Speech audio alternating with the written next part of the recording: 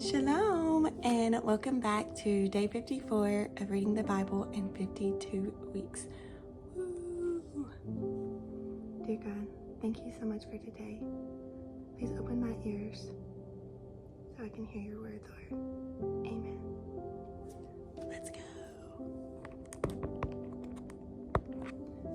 And today we'll be reading Deuteronomy 22:24. If you see your brother Israel's ox or sheep straying, do not ignore it. Make sure you return it to your brother. If your brother does not live near you or you don't know him, you are to bring the animal to your home to remain with you until your brother comes looking for it. Then you can return to him. Do the same for his donkey, his garment, or anything your brother has lost and you have found. You must not ignore it. If you see your brother's donkey or an ox fallen down on the road, do not ignore it. Help him lift it up. A woman is not to wear male clothing, and a man is not to put on woman's garment. For everyone who does these things is detestable to the Lord your God.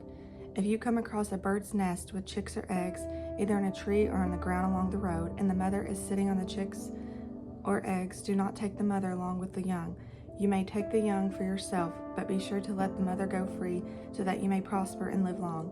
If you build a new house, make a railing around your roof so that you don't bring blood guilt on your house if someone falls from it. Do not plant your vineyard with two types of seed. Otherwise, the entire harvest, both the crop you plant and the produce of the vineyard, will be defiled. Do not plow with an ox or a donkey together. Do not wear clothes made of broth, wool, and linen. Make tassels on the four corners of the outer garment of your wear. If a man marries a woman, has sexual relations with her, and comes to hate her, and accuses her of shameful conduct, and gives her a bad name, saying, I married this woman and was intimate with her, but I didn't find any evidence of her virginity, the young woman's father and mother will take the evidence of her virginity and bring it to the city elders at the city gate.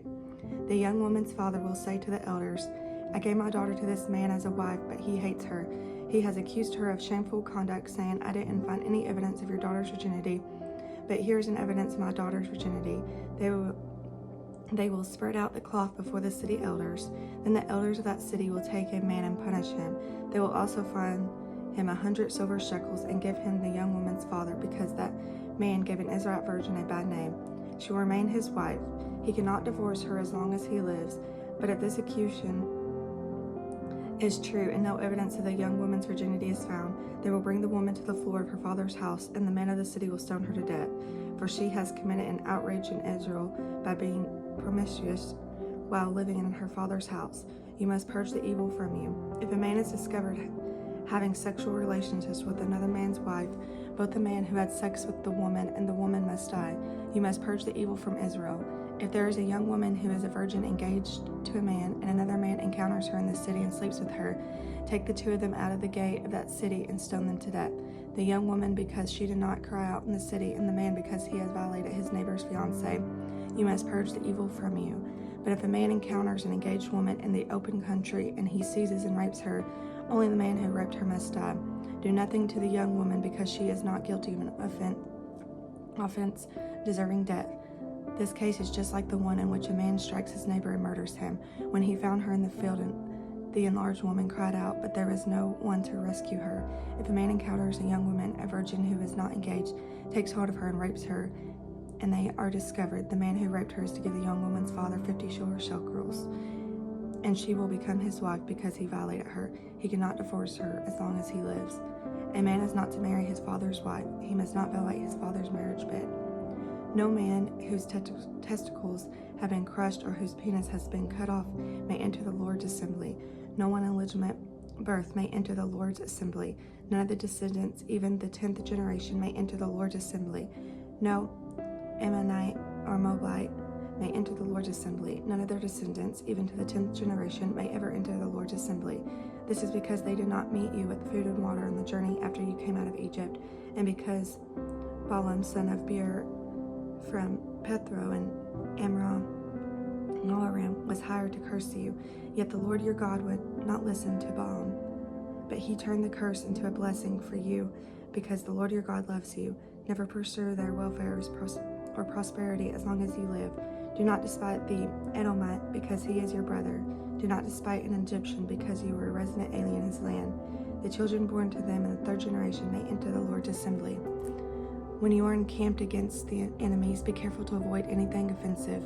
If there is a man among you who is unclean because of bodily emotion during the night, he must go outside the camp. He must not come anywhere inside the camp. When evening approaches, he is to wash with water, and when the sun sets, he may come inside the camp. You are to have a place outside the camp and go there to relieve yourself. You are to have a digging tool in your equipment when you relieve yourself. Dig a hole with it and cover up your exertment. For the Lord your God walks throughout your camp to protect you and deliver your enemies to you. So your encampments must be holy. He must not see anything indecent among you, or he will turn away from you. Do not return a slave to his master when he has escaped from his master to you. Let him live among you wherever he wants within your city gates. Do not mistreat him. No Israelite woman is to be a cult prostitute, and no Israelite man is to be a cult prostitute. Do not bring a female prostitute wages or a male prostitute earnings into the house of the Lord your God to fulfill any vow, because both are detestable to the Lord your God. Do not charge your brother interest on silver, food, or anything that can earn interest.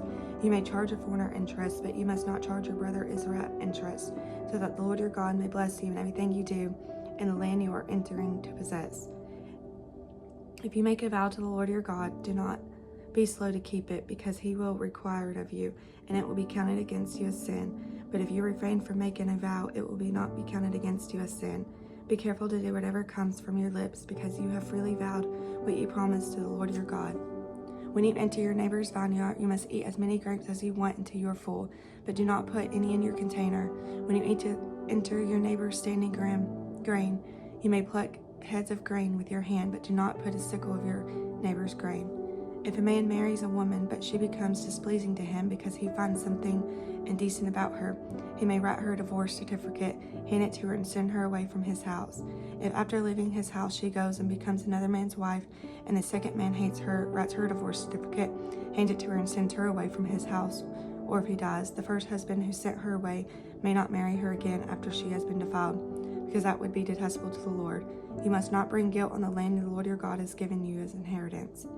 When a man takes a bride, he must not go out with an army or be liable for any duty.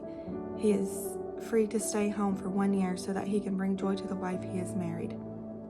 Do not take a pair of grindstones or even the upright millstone as security for a debt, because that is like taking a life of security. If a man is discovered kidnapping one of Israel's brother, whether he treats him as a slave or sells him, the kidnapper must die. You must purge the evil from you. Be careful with the person who has a case of serious skin disease, carefully following everything the Levitical priests instruct you to do. Be careful to do as I commanded them.